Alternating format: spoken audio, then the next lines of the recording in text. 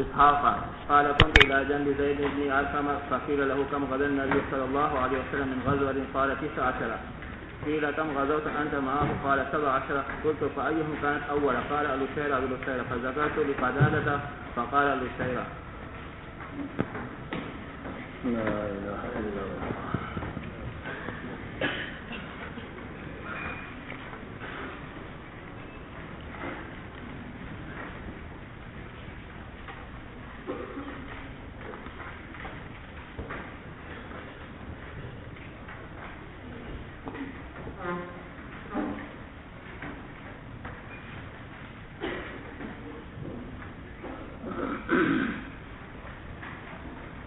بسم الله الرحمن الرحيم. الحمد لله رب العالمين والعاقبة للمتقين والصلاة والسلام على سيدنا وشفيعنا مولانا محمد وعلى آله وصحبه. اللهم أرنا الحق حقا وارزقنا وأرنا الباطل باطلا. اب اس بات سے متعلق مختصر گفتگو گزشتہ دن ہو چکی ہے. اب حدیث شریف ہے کہ حدثنی عبداللہ بن محمد. امام بخاری رحمۃ اللہ علیہ فرماتے ہیں کہ مجھ سے حدیث بیان کی عبداللہ بن محمد المسندی رحمہ اللہ نے. وہ فرماتے ہیں کہ ہم سے حدیث بیان کی وہب ابن جریر، یہ بھی مشہور علماء میں سے ہیں، اور وہ کہتے ہیں کہ ہم سے حدیث بیان کی شعبہ ابن الحجاج ابن الورد. شعبہ ابن الحجاج ابن الورد، جیسا کہ انشاءاللہ آپ جگہ جگہ کتابوں میں پڑھیں گے. اور شعبہ جو ہے بڑے مشہور امام ہیں، امام شعبہ اور حدیث کے زبردست امام. وہ روایت کرتے ہیں عمرو ابن عبداللہ ابو اسحاق السبیعی سے. ابو اسحاق، اور یہ معروف ہے ابو اسحاق السبیعی کے نام سے کنیت سے، لیکن ان کا اصل نام ہے عمرو ابن عبداللہ السبیعی. تو شعبہ کی روایت ہے ابو اسحاق عمرو ابن عبداللہ السبیعی رحمہ اللہ سے. وہ فرماتے ہیں کہ میں حضرت زید ابن ارقم کے پہلو میں بیٹھا ہوا تھا. تو حضرت زید ابن ارقم رضی اللہ عنہ سے سوال کیا گیا کہ نبی کریم صلی اللہ علیہ وسلم نے کتنے جہاد کیے، کتنے غزوات کیے؟ تو انہوں نے فرمایا، یعنی زید ابن ارقم نے جواب دیا کہ 19. عرض کیا گیا کہ آپ ان میں سے کم غزوت انت معه، کہ آپ ان میں سے کتنے جہادوں میں ان کے ساتھ شریک ہوئے؟ تو فرمایا کہ 17 میں. میں نے کہا کہ فأيهم كانت اول، کہ پہلا کون سا تھا، سب سے پہلا غزوہ جس میں آپ شریک ہوئے ہوں وہ کون سا ہے؟ تو فرمایا العشیر اب العسیرہ. تو حضرت زید ابن ارقم رضی اللہ عنہ نے فرمایا کہ سب سے پہلا جہاد جس میں میں شریک ہوا ہوں وہ غزوہ عشیرہ تھا. اب راوی کو شبہ ہو گیا کہ یہ عشیر، راوی حضرت زید ابن ارقم رضی اللہ عنہ نے عشیر کا لفظ بولا تھا یا عسیر کا لفظ بولا تھا.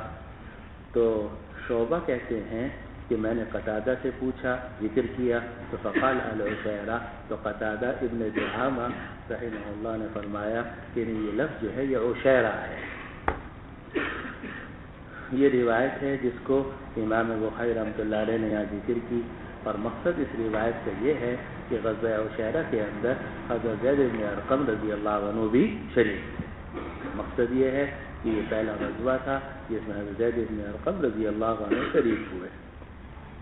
اب اس روایت کے اندر آ رہا ہے کہ حضرت زید بن ارقم رضی اللہ عنہ سے سوال کیا گیا.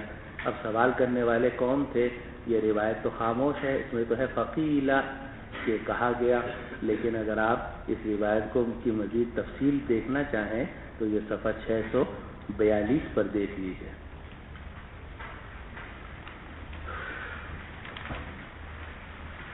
صفحہ 642.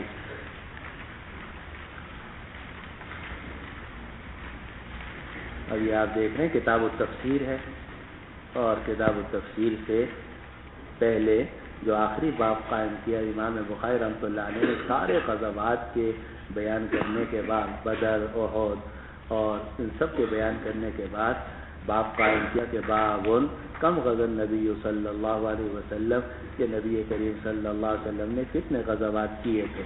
تو روایت نقل کی کہ وہ بھی قال حدثنا عبداللہ بن رجاء قال حدثنا اسرائیل عن ابی اسحاق. تو وہ روایت بھی جا کر ختم ہو رہی ہے ابو اسحاق، اور دیکھو چھوٹا سا اوپر لکھا ہوا ہے عمرو ابن عبداللہ السبیعی، کہ ابو اسحاق ان کا نام ابو بن عبداللہ ہے، السبیعی ہے. قال سألت زید بن ارقم. اب اس روایت میں آ کر بات صاف کر دی کہ وہ جو پچھلی روایت کے اندر آیا تھا کہ قیل لہ، کہ زید بن ارقم رضی اللہ عنہ سے سوال کیا گیا تھا، تو اصل میں سوال کرنے والے کون ہیں؟ خود ہی یہ ابو اسحاق السبیعی رحمہ اللہ ہیں. وہ کہتے ہیں کہ میں نے سوال کیا تھا زید بن ارقم رضی اللہ عنہ سے کہ آپ نے رسول اللہ صلی اللہ علیہ وسلم کے ساتھ کتنے غزوات کیے؟ تو انہوں نے کہا کہ 17. میں نے کہا کہ نبی کریم صلی اللہ علیہ وسلم نے کل کتنے غزوات کیے؟ فرمایا 19. اب اس میں حضرت زید بن ارقم رضی اللہ عنہ نے حضور صلی اللہ علیہ وسلم کے غزوات کی تعداد 19 ذکر فرمائی، لیکن جو اصحاب السیر ہیں وہ اس سے زیادہ ذکر کرتے ہیں، 21 بھی ذکر کرتے ہیں اور 23 بھی، 25 بھی، یہاں تک کہ 27 تک ذکر کیا جاتا ہے کہ رسول اللہ صلی اللہ علیہ وسلم 27 غزوات کے اندر بنفس نفیس شریک ہوئے ہیں، خود آپ نکلے ہیں. آپ نبی الرحمہ بھی تھے اور اس کے ساتھ ساتھ نبی الملحمہ بھی تھے، آپ رحمت والے نبی بھی تھے. وما ارسلناک الا رحمۃ للعالمین. لیکن یہ رحمت یہ آپ کی کمزوری پر مبنی نہیں تھی اور آپ طاقتور نبی تھے. آپ نبی الرحمت بھی تھے اور آپ نبی الملحمہ بھی ہے. ایک نرمی وہ ہوتی ہے جو کمزوری کی نرمی ہوتی ہے اور ایک وہ ہے جو بڑائی کی نرمی ہوتی ہے. تو اللہ سبحانہ و تعالی اور اس کے نبی صلی اللہ علیہ وسلم کے اندر جو رحمت ہے وہ بڑائی والی رحمت ہے، کمزوری والی رحمت اور نرمی نہیں ہے. تو رسول اللہ صلی اللہ علیہ وسلم نبی الرحمہ بھی ہیں، نبی الملحمہ بھی ہیں اور آپ نے بنفس نفیس جہادوں میں شرکت فرمائی اور 27 مرتبہ آپ نکلے. اور سوال یہ پیدا ہوتا ہے کہ یہ اختلاف کس وجہ سے ہے؟ تو حضرت حافظ ابن حجر رحمۃ اللہ علیہ نے جو بات ذکر فرمائی وہ قرین قیاس ہے. وہ یہ ہے کہ حضور صلی اللہ علیہ وسلم نے بسا اوقات ایک سفر اختیار کیا اور اس میں یہاں بھی تشریف لے گئے، وہاں بھی تشریف لے گئے.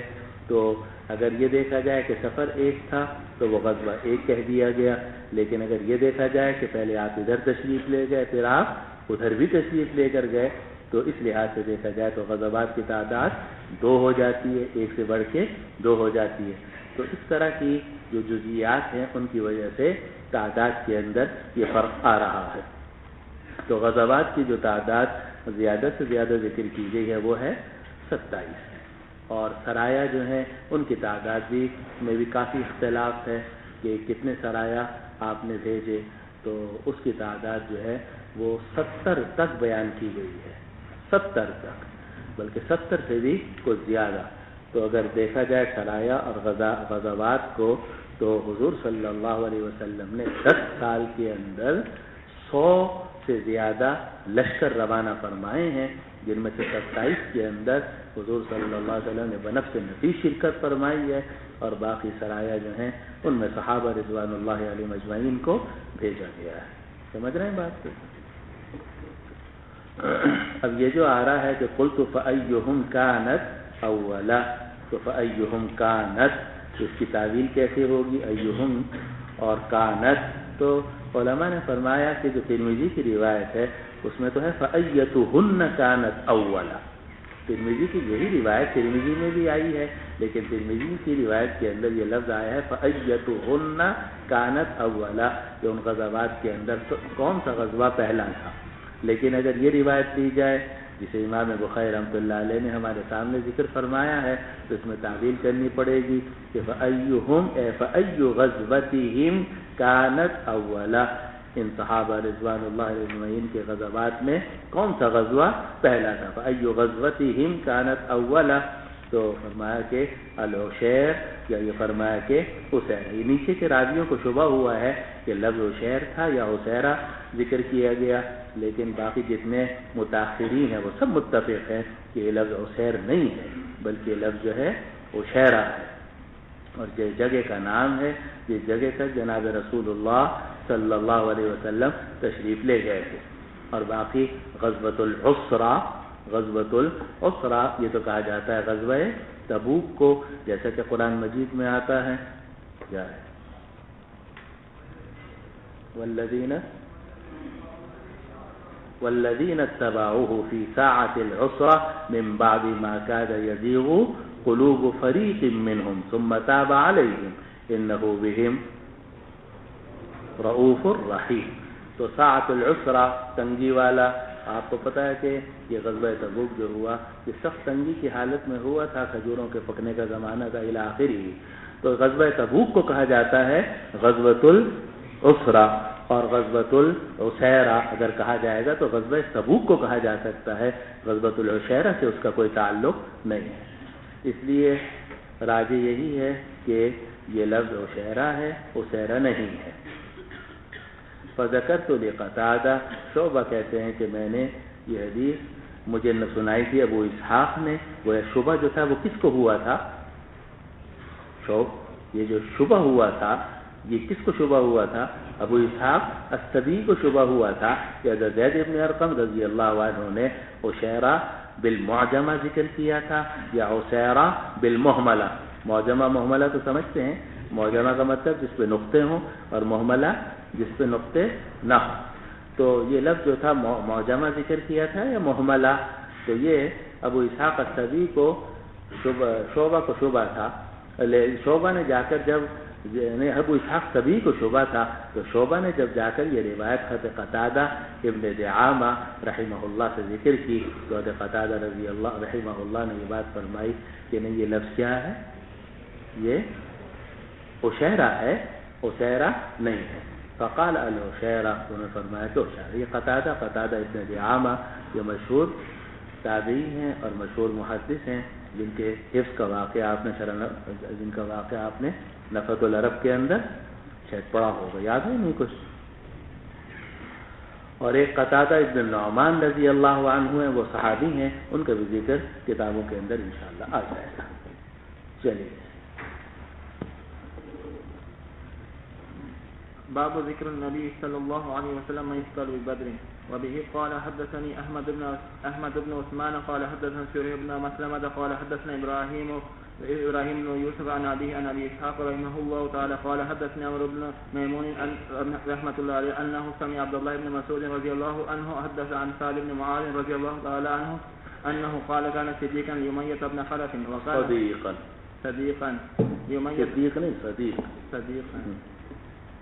قال كان صديقا لأمية بن خلف وكان أمية إذا مر بالمدينة نزل على أعصاب وكان سعد إذا مر بمكة نزل على أمية. فلما قدم رسول الله صلى الله عليه وسلم المدينة انطلق سعد معتمرا فنزل على أمية بمكة فقال لأمية انزل لساعة خلوة لعلي أن أطوف بالبيت. فخرج به قريبا من النصف النهار فلقيهم أبو جهل فقال يا أبا صفوان من هذا معه؟ فقال هذا سعد. فقال له أبو جهل ألا أراك تطوف بمكة أمنا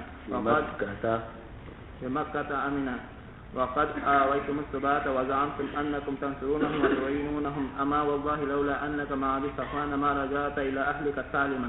فقال له سعد ورفع صوته عليه أما والله لئن منعتني هذا الأمن عنك ما هو أشد عليك منه طريقك على أهل المدينة. فقال له طريقك على أهل المدينة. فقال له أمية لا ترفع صوتك يا سعد على ضحك من سيد أهل الوادي. فقال سعد دعنا عنك يا أمية فوالله لقد سمعت رسول الله صلى الله عليه وسلم يقول إنهم قاتلوك. قال بمكة قال لا أدري. ففزع لذلك أمية فزعا شديدا. فلما رجع أمية إلى أهله قال يا أم صفوان ألم تر ما قال لسعد؟ ألم ترى ما قال لسعد؟ ألم ترى کیا پڑھا؟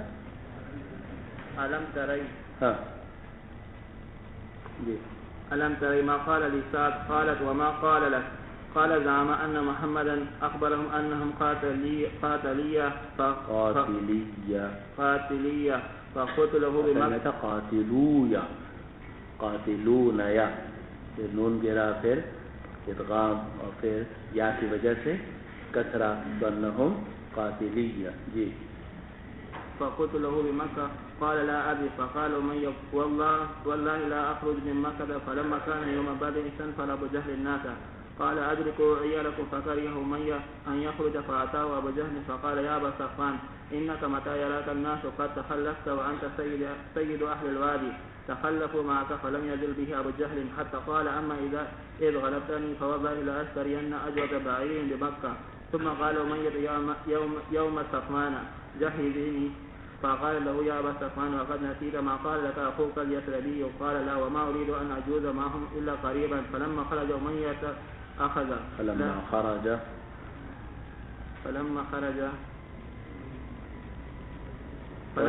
أمية أخذ لا ينزل منزلا إلا أقل بعيره فلم يزل بذلك حتى قتله الله ببدر. اب یہاں سے امام بخاری رحمۃ اللہ علیہ نے غزوہ بدر کے واقعات ذکر کرنے شروع کیے. یہ سب سے پہلا باب قائم کیا کہ باب ذکر النبی صلی اللہ علیہ وسلم من یقتل ببدر، کہ نبی کریم صلی اللہ علیہ وسلم نے ذکر فرما دیا تھا کہ کون کون لوگ بدر کے اندر قتل کیے جائیں گے.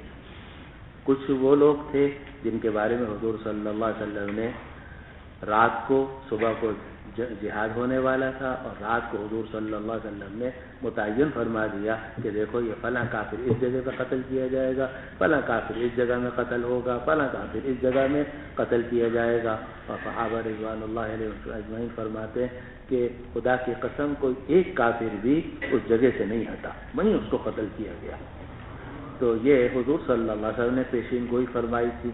لیکن اس سے بھی پہلے یہ تو آپ نے جہاد والی رات پیشین گوئی فرمائی، لیکن اس سے بھی پہلے حضور صلی اللہ علیہ وسلم نے نام لے کر بتا دیا تھا کہ کن کن لوگوں کو اب قتل کیا جانے والا ہے اور کون کون لوگ مارے جائیں گے. ان میں واقعہ ہے امیہ ابن خلف کا، جو اس حدیث شریف کے اندر اس باب کے اندر بیان کیا گیا ہے. باب ذکر النبی صلی اللہ علیہ وسلم من یقتل ببدر، نبی کریم صلی اللہ علیہ وسلم نے ذکر فرما دیا تھا کہ کن کن لوگوں کو بدر کے اندر قتل کیا جائے گا. اور دیکھو پھر آگے باب آ رہا ہے باب قصۃ غزوۃ بدر، پھر آگے باب آ رہا ہے باب قول اللہ تعالی اگلے صفحے پر استستغیثون ربکم فاستجاب لکم، اس میں آیات بدر ذکر کریں گے. پھر آگے باب آئے گا باب عدت اصحاب بدر، کہ اصحاب بدر رضوان اللہ علیہ اجمعین کتنے لوگ تھے، گنتی ان کی کتنی تھی. پھر یہ کہ باب دعائے نبی صلی اللہ علیہ وسلم علی کفار قریش شیبہ و عتبہ والولید و جہل بن ہشام ابی جہل بن ہشام و ہلاکہم. پھر باب قتل ابی جہل. پھر اس کے بعد لا الہ الا اللہ. تو یہ سب ابواب آ رہے ہیں اور آپ دیکھ رہے ہیں کہ ان سب ابواب کا تعلق ہے کس سے؟ غزوہ بدر. لیکن غزوہ بدر کا پس منظر کیا تھا اس کو تھوڑا سا سمجھنے کی ضرورت ہے.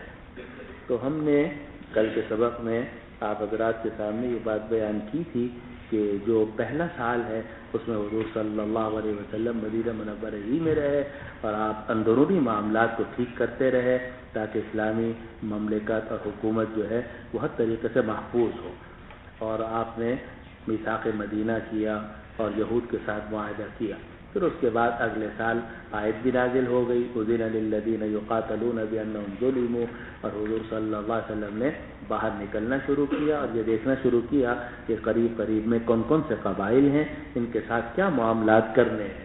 اور دوسری طرف اس بات کا بھی جائزہ لینا شروع کیا گیا کہ یہ کفار قریش جو ہیں ان کے آمد اور رفت کے اور طلب اور رسد کے ذرائع کیا کیا ہیں اور ان کی اقتصادی قوت کو کس طریقے سے توڑا جا سکتا ہے، اور جو اس کے جو تجارت کی صورت ہے وہ ہم آپ کو پہلے بتا چکے. اس کے لیے حضور صلی اللہ علیہ وسلم تشریف لے گئے ابوا کی طرف. سب سے پہلے غزوہ ابوا ہوا جس کو بدان بھی کہا جاتا ہے، پھر اس کے بعد غزوہ بواق ہوا، پھر اس کے بعد غزوہ عشیرہ ہوا. اور اسی میں حضور صلی اللہ علیہ وسلم نے 3 سرایہ بھی بھیجے جن کا ذکر ہم نے آپ کے سامنے کیا. ایک سریہ عبیدہ ابن الحارث، ایک سریہ سعد ابن ابی وقاص اور تیسرا سریہ حمزہ ابن عبد المطلب جس کو سریۃ سیف البحر بھی کہا جاتا ہے.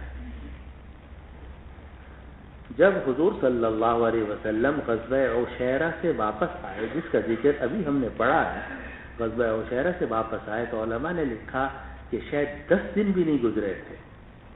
اصحاب السیر لکھ رہے ہیں کہ 10 دن بھی نہیں گزرے تھے کہ مکہ مکرمہ کے سرداروں میں سے ایک سردار قرظ ابن جابر الفہری وہ چلا ہے جی، اور اس نے آ کر مدینہ منورہ کے باہر حملہ کیا. اور حضور صلی اللہ علیہ وسلم اور جو مسلمانوں کے باہر اموال تھے اونٹ بکریاں وغیرہ وہ ہکا کے لے گیا، قرظ ابن جابر الفہری۔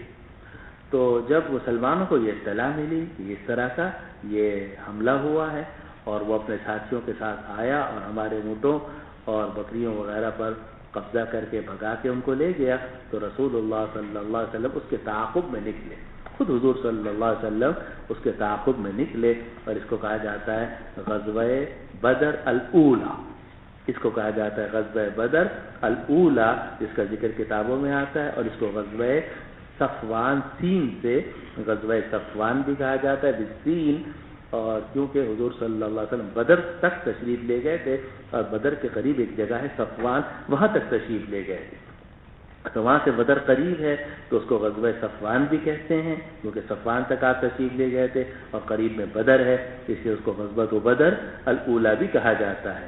تو یہ گویا غزوہ بدر الاولی یہ پہلا تھا کہ جس میں کافروں نے مدینے کے قریب پہنچ کر بلکہ مدینے کے باہر سے وہ مسلمانوں کی چیزیں لے گئے، تو حضور صلی اللہ علیہ وسلم پر ظاہر اس کا اثر ہوا اور آپ نے ان کے تعاقب کیا، لیکن قرظ ابن جابر جو ہے وہ حضور صلی اللہ علیہ وسلم کے ہاتھ نہیں آ سکے اور وہ یہ چیزیں لے گئے۔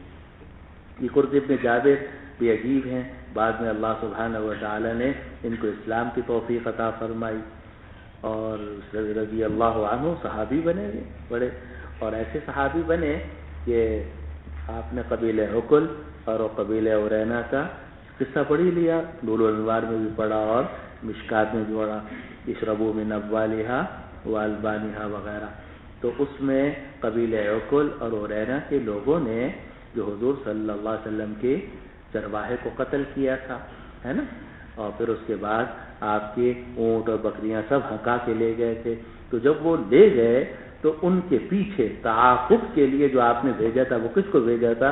حضرت قرظ ابن جابر الفہری رضی اللہ عنہ کو۔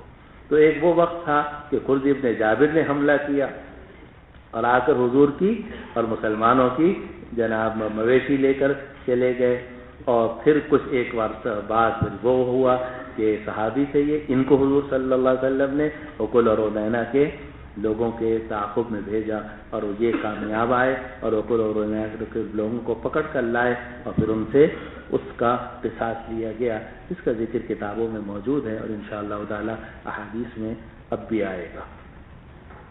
تو حضور صلی اللہ علیہ وسلم اس قرظ ابن جابر کے قصے میں تشریف لے گئے بدر تک، اس لیے اس کو کہا جاتا ہے غزوہ بدر الاولی، اور اس کو آپ غزوہ صفوان بھی کہہ سکتے ہیں۔ یہ تقریباً جمادی الثانیہ کی بات ہے۔ جمادی الثانیہ کے آخر میں اور رجب کے غالباً شروع میں رسول اللہ صلی اللہ علیہ وسلم نے ایک سریہ روانہ کیا، اور اس کا نام تھا سریہ عبداللہ ابن جحش۔ یہ قرظ ابن جابر کا جو واقعہ ہوا یہ، اور یہ جو آگے میں واقعہ نقل کرنے والا ہوں سریہ عبداللہ ابن جحش، یہ دو بڑے واقعات ہیں جو اصل میں جنگوں کی بنیاد بنے، اور آگے کے تمام جہاد پھر انہی پر مبنی ہوئے۔ یہ جو واقعہ ہوا قرظ ابن جابر کا، اس میں تو مدینے پر حملہ ہوا، اور مدینے کے پر حملہ کر کے یہاں سے چیزیں لے گئے یہ لوگ، قرظ ابن جابر ان کے ساتھ تھی۔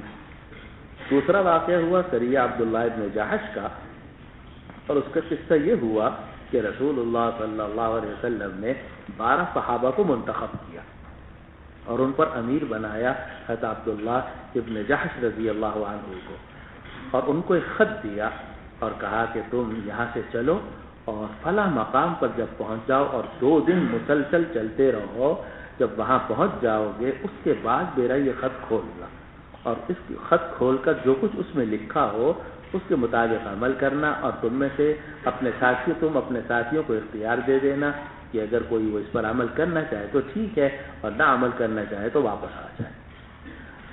تو عبداللہ ابن جحش جو ہے وہ روانہ ہوئے، اور 2 دن کی انہوں نے مسافت طے کی۔ جب وہاں پہنچ گئے تو وہاں انہوں نے خط کھولا، یہ کتب الامیر السریہ کی کتاباً، اس کا ذکر آپ بالکل شروع میں بھی آئے گا بخاری جلد اول کے اندر کتاب العلم میں، اور امام بخاری رحمۃ اللہ علیہ نے اس سے استدلال کیا ہے مکاتبہ اور مناولہ پر، مکاتبہ اور مناولہ پر، جس کا ذکر اصول حدیث کے اندر آتا ہے کہ کتاب لکھ کر دے دی جائے اور پھر یہ کہا جائے کہ بھئی اس سے جا کر تمہیں اجازت ہے اس پر عمل کر لینا.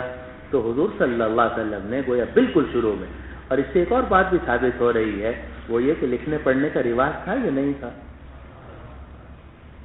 کتابت حدیث کا وہ مسئلہ جو آج کل شاید پڑھ رہے ہوں گے آپ حضرت صدر صاحب سے، تو متضلعون سے، تو اس سے یہ بات بھی ثابت ہوتی ہے کہ یہ بالکل مدینہ منورہ کے قیام کی ابتدا کی بات ہے، اور اس وقت میں بھی یہ خط و کتابت اتنی سر نہ صحیح لیکن بہرحال عام تھی. اور حضور صلی اللہ علیہ وسلم نے عبداللہ ابن جاش کو خط دیا تھا اور یہ کہا تھا کہ 2 دن کے بعد اس کو تم کھولنا.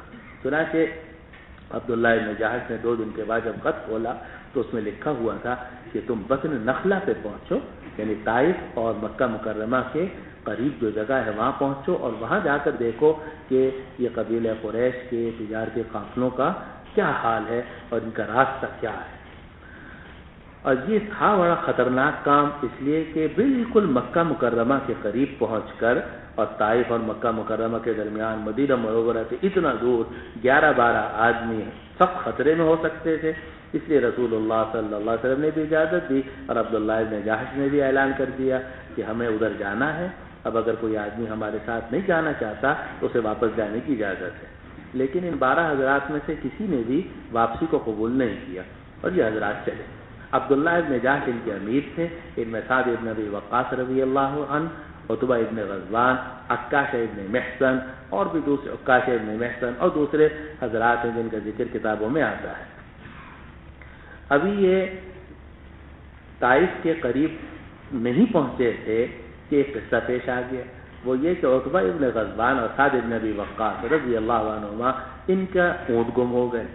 تو یہ سعد ابن ابی وقاص اور عتبہ ابن غزوان اپنے اونٹوں کی تلاش میں نکل گئے کہ جی ہم آتے ہیں. پھر اس کے بعد ان کی اپنے ساتھیوں سے ملاقات نہیں ہو سکی اور یہ بچھڑ گئے. تو پہلے تو 12 سے باقی رہ گئے کتنے؟ 10، اور 2 گم ہو گئے. 2 گم ہو گئے، ایک عتبہ ابن غزوان، دوسرا سعد ابن ابی وقاص رضی اللہ عنہ. اب یہ جو 10 صحابہ تھے رضوان اللہ علیہ اجمعین، یہ پہنچے بطن نخلہ پر، اور وہاں پہنچ کر انہوں نے جائزہ لینا شروع کیا. تو وہاں ایک چھوٹا سا قافلہ آ رہا تھا اور اس میں عامر ابن عبداللہ الحضرمی ایک شخص تھا، وہ اس قافلے کا امیر تھا اور وہ قریش کے لوگوں کا قافلہ تھا، اور چھوٹا سا قافلہ تھا 4-5 افراد کا، اور اس میں وہ شہد اور چمڑا اور گھی، یہ 3 چیزیں لے کر جا رہے تھے. تجارتی قافلہ تھا، اس میں شہد، گھی اور چمڑا، جلد ہوتی ہے نا، یہ لے کر جا رہے تھے. خیر یہ وہاں پہنچے تو اب ان میں آپس میں یہ خیال ہوا کہ بھئی حملہ کریں یا نہ کریں. رجب کا مہینہ تھا اور آپ کو پتا ہے کہ اشہر حرم کتنے ہیں؟ 4، ذوالقعدہ، ذوالحجہ، محرم، اور ان عدۃ الشہور عند اللہ 12 شہرا فی کتاب اللہ یوم خلق السماوات والارض منها 4 حرم. 4 مہینے حرم ہیں، حرمت والے ہیں، اور ان 4 مہینوں کے اندر قتال ممنوع تھا. تو یہ رجب کا بالکل آخر تھا اور یہ چاند نظر آیا تھا یا نہیں آیا تھا، ان کو شبہ تھا. اب ان میں خود آپس میں اختلاف ہوا کہ پتہ نہیں رجب کی آخری تاریخ ہے یا شعبان کی پہلی تاریخ ہے. اگر رجب کی آخری تاریخ ہے تو ہمیں حملہ نہیں کرنا چاہیے، اگر شعبان کی پہلی تاریخ ہے تو ہم حملہ کر سکتے ہیں. یہ ان کو شبہ ہوا، آپس میں مشورہ کیا، رائے مختلف ہوئی، لیکن پھر اس کے بعد انہوں نے حملہ کرنے کا ارادہ کر لیا. چنانچہ واقد ابن عبداللہ رضی اللہ عنہ ایک صحابی تھے، انہوں نے تیر چلایا اور تیر چلانے کی وجہ سے عمر حضرمی جو تھا وہ قتل ہو گیا. عمر حضرمی جو ہے وہ قتل ہو گیا، اور اس کے 2 ساتھی تھے، ایک حکم ابن کیسان، دوسرا عثمان ابن عبداللہ. حکم ابن کیسان اور عثمان ابن عبداللہ یہ 2 گرفتار ہو گئے. اب انہوں نے ان دونوں قیدیوں کو گرفتار کیا اور سارا سامان لے کر گھی، شہد اور چمڑا جو کچھ تھا یہ لے کر یہ چلے یہاں سے، اور چل کر یہ پہنچے حضور صلی اللہ علیہ وسلم کی خدمت میں. جب یہ مدینہ منورہ پہنچے تو رسول اللہ صلی اللہ علیہ وسلم نے فرمایا کہ میں نے تمہیں حملے کو تو نہیں کہا تھا، میں نے تمہیں حملے کے لیے تو نہیں کہا تھا، تو تم نے یہ حملہ کیوں کیا؟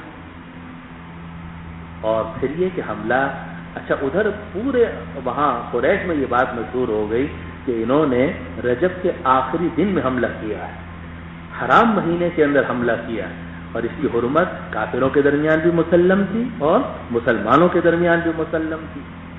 تو یہ اعتراض کھڑا ہو گیا کہ بھئی یہ مسلمان عجیب ہیں، انہوں نے جو اشہر حرم ہے ان کی حرمت کو پامال کیا، حملہ بھی کیا، ہمارے آدمی کو قتل کیا، 2 آدمیوں کو گرفتار کیا، سامان بھی لے گئے اور قتال بھی کیا، کس کے اندر؟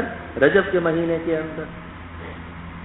جب یہ حضور صلی اللہ علیہ وسلم کی خدمت میں آئے تو حضور نے فرمایا کہ میں نے تمہیں حملے کا حکم تو نہیں دیا تھا، اور یہ کہ تم نے رجب کے مہینے میں حملہ کیوں کیا؟ انہوں نے کہا جی ہمارا خیال یہ تھا کہ شاید یہ شعبان کی پہلی تاریخ ہے، اور دوسری بات یہ کہ آگے تھوڑے سے فاصلے پر حرم شروع ہو رہا تھا، اگر یہ لوگ حرم میں داخل ہو جاتے پھر تو حرم کے اندر ہم ان پہ حملہ نہیں کر سکتے تھے۔ اولم یروا انا جعلنا حرما آمنا ویتخطف الناس من حولهم، تو یہ اس سے بچنے کے لیے کہ کہیں یہ لوگ حرم میں داخل نہ ہو جائیں، انہوں نے حملہ کر کے ان سے چیزیں چھینی، آدمی کو قتل کیا اور گرفتار کر کے لیا۔ حضور صلی اللہ علیہ وسلم نے فرمایا کہ میں نہ یہ خمس قبول کروں گا، نہ مال غنیمت قبول کروں گا، اور نہ ان قیدیوں کو قبول کروں گا جب تک کہ اللہ تعالیٰ کی وحی نازل نہ ہو جائے۔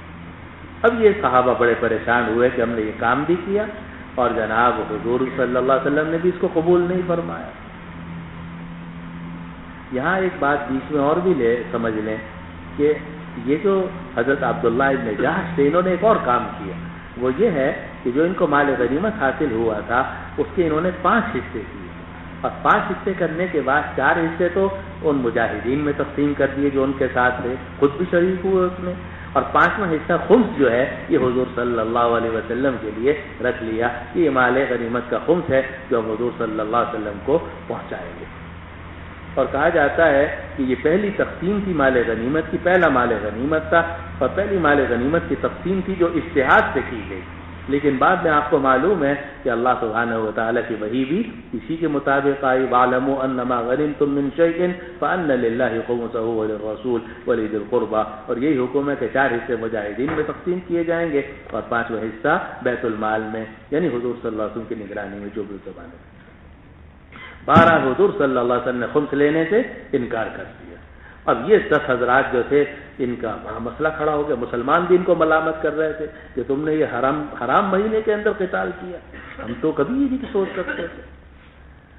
اب یہ پریشان تھے، آیت نازل ہو گئی، یسألونک عن الشہر الحرام قتال فیہ، یسألونک عن الشہر الحرام قتال فیہ قل قتال فیہ کبیر، قل قتال فیہ کبیر لیکن وصد عن سبیل اللہ وکفر بہ والمسجد الحرام واخراج اہلہ منہ اکبر عند اللہ۔ ٹھیک ہے انہوں نے غلطی کی ہے اور یہ گناہگار ہوئے ہیں، لیکن جو مقابلے میں لوگ تھے وہ ان سے بڑھ کے گناہگار تھے، اس لیے کہ وہ اللہ کے راستے سے روک رہے تھے، مسجد حرام سے روک رہے تھے، اور جو حرم کے رہنے والے لوگ ہیں محمد صلی اللہ علیہ وسلم اور صحابہ، ان کو انہوں نے حرم سے نکالا تھا۔ تو آیت نازل ہو گئی کہ یسألونک عن الشہر الحرام قتال فیہ قل قتال فیہ کبیر، تسلیم کیا گیا کہ قتال اس میں غلط ہوا ہے، لیکن وصد عن سبیل اللہ وکفر بہ والمسجد الحرام اے کفر بالمسجد الحرام واخراج اہلہ منہ اکبر عند اللہ والفتنة اکبر من القتل ولا يزالون يقاتلونكم حتى يردوكم عن دينكم ان استطاعوا ومن يرتد منكم عن دينه فيمت وهو كافر فاولئك حبطت اعمالهم في الدنيا والاخره واولئك اصحاب النار هم فيها خالدون۔ یہاں تک آیت نازل ہوئی۔ جب یہ آیات نازل ہو گئیں تو ان کو کچھ اطمینان ہوا کہ غلطی تو ہوئی ہے، لیکن بہرحال ہمارے مقابلے میں جو لوگ تھے وہ زیادہ غلط تھے، اس لیے ہماری غلطی کم ہے، ان کی غلطی زیادہ ہے۔ اتنی بات قرآن سے بات، لیکن یہ کہ کچھ ثواب ملے گا یا نہیں ملے گا ہمیں اس سارے کا، اتنی محنت کی، گئے قتال کیا، تو اس پر کچھ ہے یا نہیں؟ ابھی تک یہ تو عرض کیا یا رسول اللہ ہمیں اس پر کچھ ثواب بھی ہے یعنی یہ ہماری محنت رائے گاں گئے؟ حضور صلی اللہ علیہ وسلم خاموش رہے، فرمایا جب تک وحی نہ آ جائے میں کچھ نہیں کہہ سکتا۔ معلوم ہر سوال کا جواب دینا عالم کے لیے کوئی ضروری نہیں، سکوت بھی کرنا چاہیے۔ تو حضور صلی اللہ علیہ وسلم فرمایا میں کوئی جواب نہیں دے سکتا۔ چنانچہ تھوڑی دنوں کے بعد آیت نازل ہو گئی، ان الذین آمنوا وہاجروا وجاہدوا فی سبیل اللہ اولئک یرجون رحمت اللہ، ان کو اللہ کی رحمت کی امید رکھتے ہیں، یعنی ان کو اللہ کی رحمت کی امید رکھنی چاہیے۔ واللہ غفور الرحیم، اور اللہ تعالیٰ بخشنے والا ہے، رحم کرنے والا ہے، تمہاری غلطی معاف کر دی گئی۔ اب یہ حضرات جو ہے مطمئن ہو گئے۔ جب مطمئن ہو گئے تو حضور صلی اللہ علیہ وسلم نے وہ جو خمس تھا وہ بیت المال کے لیے قبول کر لیا، اور وہ جو 2 قیدی تھے ان کو حکومت کی نگرانی کے اندر رکھا گیا۔ ادھر سے قبیلہ قریش کے لوگ آئے اور کہا آپ نے یہ گڑبڑ کی ہے، حرام مہینے میں ہم پر حملہ کیا گیا ہے، ہمارے 2 قیدیوں کو آپ واپس کیجیے، آپ کم از کم ہمارے 2 قیدیوں کو واپس کریں، حکم ابن کیسان اور عثمان ابن عبداللہ۔ تو حضور صلی اللہ علیہ وسلم نے فرمایا دیکھو بھائی ہمارے 2 آدمی گم ہیں، ایک عتبہ ابن غزوان اور دوسرا وہ ابھی تک نہیں آئے تھے، وہ ابھی تک یہاں نہیں پہنچے تھے۔ تو حضور صلی اللہ علیہ وسلم نے فرمایا دیکھو اگر وہ دونوں خیریت سے آ گئے ہم دونوں کو رہا کر دیں گے، لیکن اگر وہ نہ آئے اور آپ لوگوں کے قبضے میں ہوئے تو یا تو تبادلہ ہوگا، اور اگر آپ نے ان کو قتل کر دیا تو ہم ان کے بدلے میں آپ کے ان 2 آدمیوں کو قتل کریں گے۔ تو خیر کچھ دنوں کے بعد یہ عتبہ ابن غزوان اور سعد ابن ابی وقاص رضی اللہ عنہما یہ دونوں مدینہ منورہ آ گئے۔ جب آ گئے تو حضور صلی اللہ علیہ وسلم نے حکم ابن کیسان اور عثمان ابن عبداللہ کو رہا کر دیا۔ اب یہ دونوں میں سے ایک جو تھے عثمان ابن عبداللہ وہ تو مکہ مکرمہ چلا گیا اور وہیں اس کا انتقال ہو گیا، لیکن حکم ابن کیسان جو تھے انہوں نے جانے سے انکار کر دیا اور حضور صلی اللہ علیہ وسلم کے ہاتھ پر اسلام قبول کر لیا، اور پھر صحابہ رضوان اللہ علیہ اجمعین نے ان کا شمار کیا۔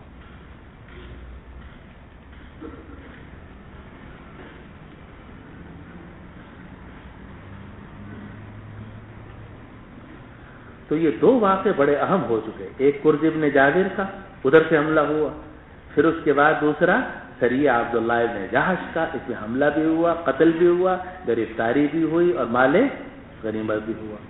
اب یہودیوں نے کہنا شروع کیا، کیونکہ تیر چلایا تھا واقد ابن عبداللہ نے اور مارا گیا تھا کون؟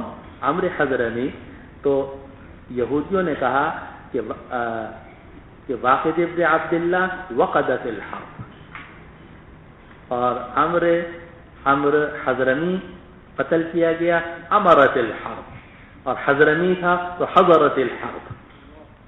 واقد ابن عبداللہ نے تیر چلایا تھا تو انہوں کہنے لگے کہ وقدت الحرب، وقد وقود ہے جی، کہا کہ یہ جو جنگ ہے اب یہ بھڑک گئی، کیونکہ ذہین لوگ تھے، یہ بہرحال ذہین تو تھے، اللہ تعالیٰ نے انسانوں کو عقل دی ہے، ان کو اندازہ ہو گیا اب یہ معاملہ خطرناک ہو گیا، اب لڑائی ہو آگے چل کر۔ چنانچہ انہوں نے یہ جملے بولے اس زمانے میں اور یہ مشہور ہونے لگے کہ واقد ابن عبداللہ نے قتل کیا تو وقدت الحرب، عمر مارا گیا تو عمرت الحرب، حضرمی مارا گیا تو حضرت الحرب۔ عمرت الحرب جنگ آباد ہو گئی، حضرت الحرب جنگ حاضر ہو گئی، اب تو جنگ ہو کے رہے۔ اب یہ 2 قصے ہو گئے، یہ ہوئے تھے کس میں؟ رجب کے آخر میں ہے جی۔ اب یہ شعبان گزرا، شعبان کے آخر میں اور رمضان کے شروع میں حضور صلی اللہ علیہ وسلم کو اطلاع ملی کہ ایک قافلہ جو بڑا زبردست قسم کا وہ چلا ہے شام سے اور وہ جا رہا ہے مکہ مکرمہ، اور ابو سفیان اس کی قیادت کر رہے ہیں، اور ان کے پاس افراد 20-25 کے قریب ہیں اور مال بہت ہے۔ تو رسول اللہ صلی اللہ علیہ وسلم اس قافلے کو روکنے کے لیے باہر نکلے، اور اس کے لیے آپ تشریف لے گئے بدر کی طرف، آپ تشریف لے گئے بدر کی طرف تاکہ اس قافلے کو روکا جا سکے، اس قافلے پر قبضہ کیا جا سکے، اور ان کی جو کمک لائن ہے اس کو توڑا جا سکے۔ جب حضور صلی اللہ علیہ وسلم نکلے، ادھر قریش کو بھی اندازہ ہو گیا تھا کہ معاملہ، کیونکہ انہوں نے ہمارے ایک چھوٹے قافلے کو تو پکڑ ہی لیا ہے اور قتل بھی ہو گئے، گرفتاریاں بھی ہو گئیں، تو اب ان کو اپنے قافلے کی بڑی فکر تھی۔ تو ابو سفیان وہ بھی ذہین آدمی تھے، وہ بار بار اپنے آگے ادھر ادھر آدمی بھیج رہے تھے کہ دیکھو کہ کہیں ادھر ادھر کوئی لشکر تو نہیں ہے، وہ جائزہ لے رہے تھے۔ تو جب ان کو اطلاع ملی کہ حضور صلی اللہ علیہ وسلم مدینہ منورہ سے نکل کھڑے ہوئے ہیں اور 300 کے قریب افراد ہیں اور وہ آگے بڑھ رہے ہیں ہمیں روکنے کے لیے، تو ابو سفیان نے ایک آدمی کو زمزم ابن عامر الغفاری، زمزم ابن عامر الغفاری کو اجرت پر لیا اور کہا تم دوڑ کے جاؤ، جتنا تمہارے بس میں ہو دوڑ کے پہنچو مکہ مکرمہ، اور وہاں پہنچ کر یہ کہو کہ اگر تم نے اپنا قافلہ بچانا ہے تو فوراً نکلو، چنانچہ زمزم ابن عمرو الغفاری جو ہے وہ اونٹنی پر دوڑا اور دوڑ کر وہ مکہ مکرمہ پہنچا، بیت اللہ کے قریب اس نے اپنی اونٹنی بٹھائی اور اس طریقے اس زمانے کی عادت کے مطابق اس کی ناک کاٹی، جی جدع بعیرہ، اپنے اونٹ کی ناک کاٹی اور اپنا کجاوا ٹیڑھا کیا اور جناب اوپر کے کپڑے اتار کے چیخنے لگا اور کہا اللطمہ اللطمہ، لطمہ کہتے ہیں تھپڑ کو، یہ تھپڑ ہے، الحارب الحارب، خرج محمد الجیش، اس طرح اس نے خوب نعرے وارے لگائے۔ تو سارے لوگ جمع ہو گئے، کہا کیا قصہ ہے؟ کہا ابو سفیان نے مجھے بھیجا ہے اور حضور جو ہیں وہ نکل کر آئے ہیں اور وہ اس قافلے کو روکنا چاہتے ہیں، تو تم ان کے مقابلے کے لیے نکلو۔ چنانچہ وہاں ابو جہل تھا، ابو سفیان تو اس قافلے کے ساتھ تھے، ابو جہل وہاں موجود تھا، تو ابو جہل نے فوراً تیاریاں کرنی شروع کی اور کہا کہ ہمیں عمرو حضرمی کے قتل کا بدلہ لینا ہے۔ اس پس منظر میں ہمیں عمرو حضرمی کے قتل کا بھی بدلہ لینا ہے۔ محمد نے کیا سمجھ رکھا ہے، ہمارے قافلوں کے اوپر یہ حملہ کر رہے ہیں تو ہم ان کو نہیں چھوڑیں، اور اپنا پورا ایک لشکر انہوں نے تیار کیا اور 1000 افراد ان کے نکلے اور مسلح ہو کر اور یہ وہاں سے روانہ ہوئے۔ اسی کو قرآن حکیم نے ذکر کیا کہ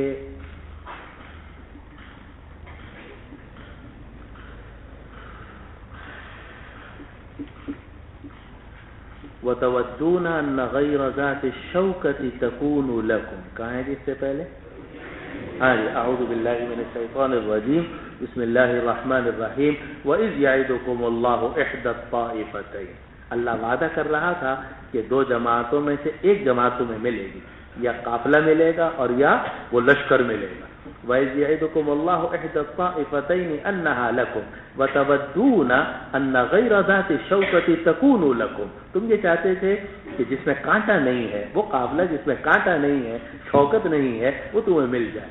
وَيُرِيدُ اللَّهُ أَن يُحِقَّ الْحَقَّ وَيُبْطِلَ الْبَاطِلَ وَلَوْ كَرِهَ الْمُجْرِمُونَ، اور اللہ چاہتا تھا کہ اللہ تعالیٰ حق کو حق کرے اور باطل کو باطل کرے۔ ایک مرتبہ یہ جہاد کا سلسلہ شروع ہو تو الجہاد ماض الی یوم القیامہ، پھر یہ جہاد قیامت تک چلتا رہے گا۔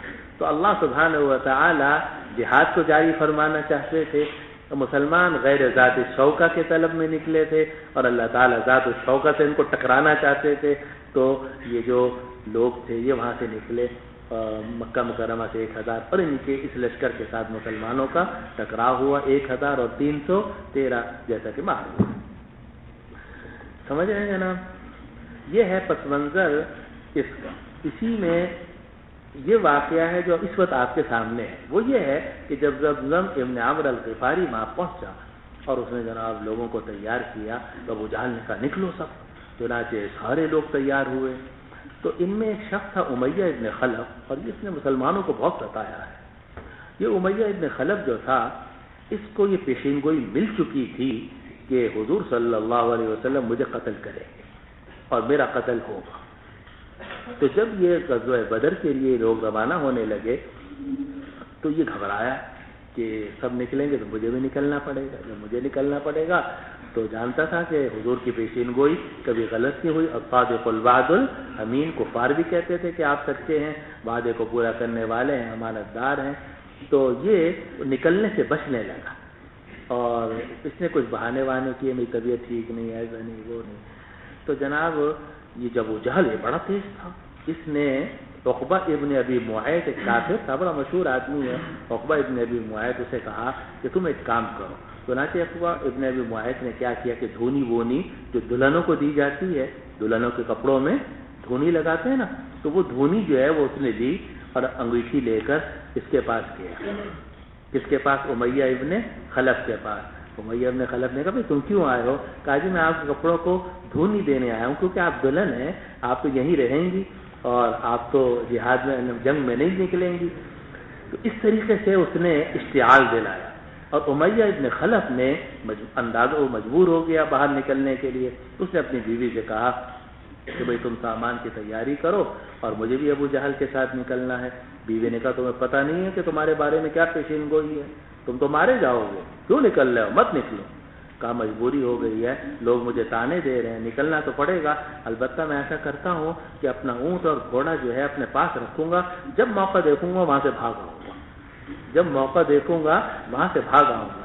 چنانچہ یہ امیہ ابن خلف مسلسل اس چکر میں رہا کہ کسی طریقے سے کہیں موقع ملے اور میں کوئی بھی بہانہ بنا کے جلدی سے واپس آؤں، لیکن وہ اس کی قسمت میں نہیں تھا، اور حضور صلی اللہ علیہ وسلم کی پیشین گوئی پوری ہونی تھی، چنانچہ یہ بھی بدر میں پہنچا، اور جہاں اور کافر مارے گئے 70 کافر، ان میں امیہ ابن خلف بھی مارا گیا۔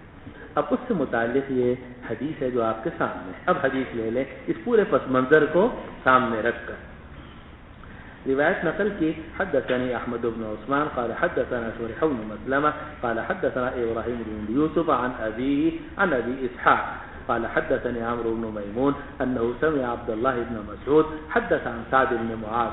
عبداللہ ابن مسعود رضی اللہ عنہ نے سعد بن معاذ رضی اللہ عنہ سے یہ بات نقل کی، یہ بھی صحابی وہ بھی صحابی، تو یہ روایت ہے ایک صحابی کی دوسرے صحابی سے، اور سعد بن معاذ رضی اللہ عنہ نے یہ بات نقل کی انہو قال کان صدیقا لیمیہ ابن خلف، کہ انہوں نے کہا کہ وہ دوست تھے۔ اب جب کہا تو یوں کہنا چاہیے تھا کہ میں دوست تھا، لیکن اس کو التفات بھی کہہ سکتے ہیں، التفات من التکلم الی الغیبہ، اور یہ کلام عرب کے اندر ہوتا ہے، اور یہ بھی ہو سکتا ہے کہ انہو قال کہ ضمیر راجع کس کی طرف، عبداللہ ابن مسعود رضی اللہ عنہ کی طرف، کہ عبداللہ ابن مسعود نے فرمایا کہ، تو دو صورتیں ہو گئیں، اگر قال کہ آپ ضمیر راجع کریں سعد بن معاذ رضی اللہ عنہ کی طرف تو پھر کہنا پڑے گا کہ یہ التفات ہے، اور اگر یہ ضمیر آپ راجع کریں عبداللہ ابن مسعود رضی اللہ عنہ کی طرف تو اپنی جگہ پر ہے کہ عبداللہ ابن مسعود رضی اللہ عنہ نے فرمایا کہ یہ سعد بن معاذ امیہ ابن خلف کے دوست تھے، اور امیہ ابن خلف جب مدینے گزرتا تھا، مدینے سے گزرتا تھا، کیوں گزرتا تھا؟ اس لیے کہ شام جانے کا راستہ مدینے سے۔ اب آپ کو پتہ ہے کہ حضور صلی اللہ علیہ وسلم کے جو والد تھے حضرت عبداللہ، ان کا انتقال کہاں ہوا تھا؟ مدینے میں۔ حضور صلی اللہ علیہ وسلم کی ننیال جو تھی وہ کہاں تھی؟ مدینے میں۔ اور آپ کو پتہ ہونا چاہیے کہ حضور صلی اللہ علیہ وسلم کی والدہ کا انتقال کہاں ہوا؟ ابوا میں، ابھی جس کا ذکر گزرا۔ تو یہ اصل میں اہل مکہ جب بھی شام جاتے تھے تو ان کا گزر ہوتا تھا مدینے میں، تو مدینے میں ان کے تعلقات تھے، اور مدینے کے لوگ جب مکہ آتے تھے تو وہ اپنے ان تعلقات کو نبھاتے تھے، یہ سلسلہ ہوتا تھا دوستی دین۔ تو امیہ ابن خلف جب مدینے کے پاس سے گزرتا تھا تو وہ سعد ابن معاذ رضی اللہ عنہ کے پاس آ کر اترتا تھا، اور سعد ابن معاذ جب مکہ تشریف لے جاتے تھے تو وہ امیہ کے پاس گزرتے تھے۔ جب رسول اللہ صلی اللہ علیہ وسلم مدینہ تشریف لائے تو سعد عمرہ کرنے کے لیے گئے۔ معلوم ہوا کہ اس زمانے میں عمرے کا رواج تھا، مسلمان بھی عمرہ کرنے گئے۔ حضور صلی اللہ علیہ وسلم مدینہ آ چکے تھے اور سعد ابن معاذ عمرہ کرنے کے لیے گئے۔ فنزل علی امیہ بمکہ، تو سعد ابن معاذ اپنے دوست امیہ ابن خلف کے پاس اترے مکہ مکرمہ میں، اور امیہ سے کہا کہ میرے لیے خلوت کا کوئی وقت تلاش کرو، شاید کہ میں بیت اللہ کا طواف کروں۔ چنانچہ امیہ ابن خلف ان کو لے کر نکلا، خراجہ اے امیہ ابن خلف بھی اے بسعد ابن معاذ، اچھا نکلا آدھے دن کے بیچ میں، کیونکہ سخت گرمی ہوتی ہے مکہ مکرمہ میں، اور دوپہر کو چیل بھی اپنا انڈا چھوڑ دیتی ہے، اردو کا محاورہ، اتنی گرمی پڑ رہی تھی کہ چیل نے بھی اپنا انڈا چھوڑ دیا۔ تو اس وقت میں کوئی بھی گھر سے نہیں نکلتا، تو اس وقت میں عام طور سے بیت اللہ خالی ہوتا تھا، تو امیہ ابن خلف سعد ابن معاذ کو لے کر اس وقت میں نکلا، لیکن وہاں ابو جہل کی ملاقات ہو گئی۔ فلقیہما ابو جہل کی دونوں سے ملاقات ہو گئی، تو اس نے کہا اے ابو صفوان، یعنی امیہ ابن خلف کو کہا من ھذا معک، یہ تمہارے ساتھ کون آدمی ہے؟ اس نے کہا، انہوں نے بتایا کہ سعد ابن معاذ ہیں۔ تو ابو جہل نے کہا کہ کیا میں تجھے نہیں دیکھتا کہ تو مکہ میں امن کے ساتھ طواف کر رہا ہے؟ وقد آویتم الصباۃ، اور حالانکہ تم نے خابیوں کو پناہ دی ہے، دین سے نکلنے والوں کو پناہ دی ہے، اور تم یہ خیال کرتے ہو کہ تم ان کی مدد بھی کرو گے اور ان کی اعانت کرو گے۔ اللہ کی قسم اگر یہ بات نہ ہوتی کہ تو ابو صفوان کے ساتھ ہے، تو اپنے گھر والوں کے پاس صحیح سالم واپس نہیں جا سکتا تھا، یعنی میں چھوڑتا نہ تجھے، قتل کر دیتا۔ فقال له سعد، تو سعد ابن معاذ کو بھی جوش آ گیا۔ سعد ابن معاذ بھی اپنے قبیلے کے سردار تھے۔ کس کے سردار تھے؟ اوس کے، خزرج کے، اوس کے۔ سعد ابن معاذ جو ہیں یہ قبیلہ اوس کے سردار ہیں، اور سعد ابن عبادہ رضی اللہ عنہ قبیلے خزرج کے سردار، یہ اپنے قبیلے کے سردار تھے مدینہ منورہ میں. تو سعد نے کہا زور کے بات نہ کرو، اگر تم نے زیادہ گڑبڑ کی تمہارا راستہ بند کر دیں گے، ہم شام جانے کا راستہ بند کر دیں گے. فقال له سعد نے جواب میں کہا ورفع صوته علیہ، سعد بن معاذ نے اپنی آواز ابو جہل کی آواز کے اوپر بلند کی. اما واللہ لئن منعتنی هذا، اللہ کی قسم اگر تو نے مجھے طواف سے روکا، لأمنعنک ما هو اشد علیک، تو میں روک دوں گا وہ چیز جو تیرے اوپر اس سے بھی زیادہ سخت ہوگی. اس ماں کا بدل کیا آ گیا؟ طریقک علی اہل المدینہ، لأمنعنک طریقک علی اہل المدینہ، میں تجھ سے روک دوں گا تیرا راستہ اہل مدینہ پر. تو اہل مدینہ کے پاس سے ہو کے جاتا ہے، ہم تجھے گزرنے نہیں دیں گے. امیہ بن خلف نے جب یہ دیکھا کہ دونوں میں تیزی ہو رہی ہے، انہوں نے اپنے دوست سے کہا لا ترفع یا سعد، لا ترفع صوتک یا سعد علی ابی الحکم سید اہل الوادی، کہ اے سعد تم اپنی آواز ابو الحکم کے اوپر بلند مت کرو کیونکہ یہ اس علاقے کا سردار ہے. آرام سے بات کرو لیکن زور سے بات مت کرو. اور آپ کو پتہ ہے کہ ابو جہل کا اصل میں لقب کیا تھا؟ ابو الحکم. یہ فیصلے کرتا تھا اور سارے بڑا ذہین آدمی تھا، اس کی ذہانت میں کیا شبہ ہے، اور زبردست صلاحیت والا تھا. اور ایسی صلاحیت تھی ابو جہل کے اندر، اور ایسی حکمت اور ایسی چالاکی اور ذہانت اور اولو العزم اور بلند ہمتی کہ حضور صلی اللہ علیہ وسلم نے اس کے مسلمان ہونے کی دعا کی. چنانچہ آپ نے فرمایا کہ یا اللہ عمرین میں سے ایک کو مسلمان کر. عمرین سے مراد کون تھے؟ ایک عمر فاروق اور دوسرا عمر ابن ہشام یعنی ابو جہل. اور اسی سے پتہ چلتا ہے کہ جو آدمی باصلاحیت ہوتا ہے وہ باصلاحیت ہوتا ہے. کفر میں جاتا ہے تو اونچا جاتا ہے، اور مسلمان میں آتا ہے، اسلام میں آتا ہے تو اونچا ہوتا ہے. اور جو سوتے شاہ ہو وہ کفر میں جائے گا تو بھی وہاں پیچھے بیٹھ کے کہیں سوتا رہے گا، اسلام میں آئے گا وہ بھی وہاں اسلام میں بھی آ کے سوتا رہے گا. تو جو سوتے شاہ ہوتا ہے وہ سوتے شاہی ہوتا ہے، وہ کفر میں بھی سوتے شاہ ہوتا ہے، سست ہوتا ہے، اسلام میں آ کے سست ہوتا ہے. لیکن جو آدمی اولو العزم باہمت ہوتا ہے وہ کفر میں جاتا ہے تو اونچا جاتا ہے، اسلام میں آتا ہے تو اونچا. اب یہ دونوں بہت اونچے لوگ تھے، ابو جہل بھی اور عمر فاروق بھی. چنانچہ حضور صلی اللہ علیہ وسلم دعا کی کہ یا اللہ ان عمرین میں سے ایک کو. اسی لیے ہمارے صاحب کو ذرا میری باتیں غور سے سنا، اس میں بہت کچھ سامان ہے حکمت کا. تو یہ حضور صلی اللہ علیہ وسلم کی دعا بتلا رہی ہے کہ ان دونوں میں کیا تھی، بڑی زبردست. اور یہی وجہ ہے کہ جب ابو جہل کی گردن کاٹی جانے لگی تو اس نے کیا کہا تھا، ذرا نیچے سے کاٹنا تاکہ میری گردن اونچی رہے.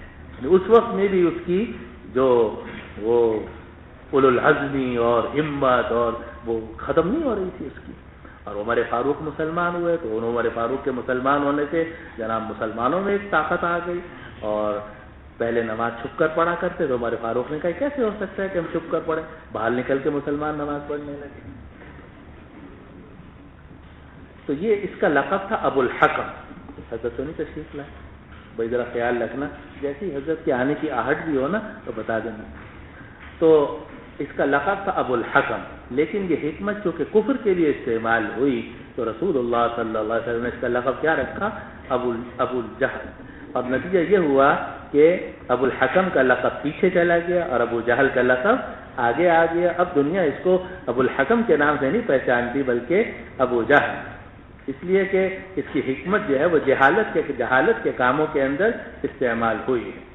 لقد علموا لمن اشتراه ما له في الآخرة من خلاق.